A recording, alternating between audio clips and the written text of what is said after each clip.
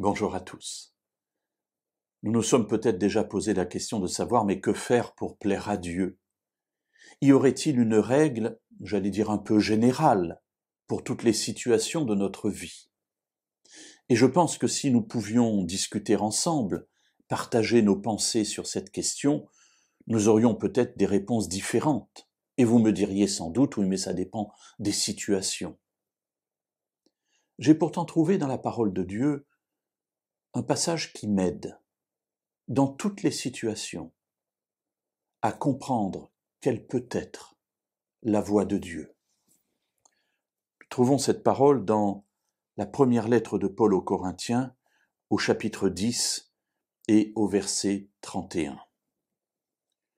Soit donc que vous mangiez, soit que vous buviez, et quoi que vous fassiez, faites tout pour la gloire de Dieu.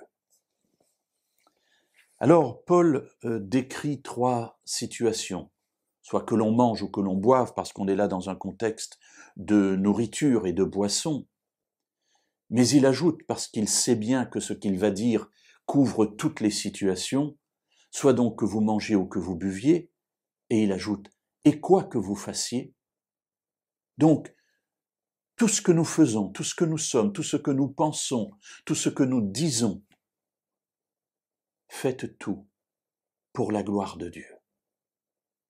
Alors faire tout pour la gloire de Dieu, c'est-à-dire nous poser la question de savoir si ce que je vais dire, ce que je vais faire, ce à quoi je vais penser, les distractions que je vais m'autoriser, est-ce que de tout cela, Dieu peut en être fier? Est-ce que de tout cela, Dieu peut en être heureux? Est-ce que tout cela va m'édifier, c'est-à-dire va me permettre de grandir dans ma connaissance de Dieu? Voilà une question simple que l'on peut se poser, quelles que soient les situations devant lesquelles nous nous trouvons, ne pensez-vous pas? Bien entendu, notre réponse pourra être différente suivant notre croissance spirituelle personnelle. Ça n'est pas un problème, Dieu connaît notre cœur. Mais en revanche, pour nous, voilà un moyen simple d'évaluer où nous en sommes par rapport à Dieu. Soit que je mange, soit que je boive, et quoi que je fasse, ma seule question reste, est-ce que cela est à la gloire de Dieu?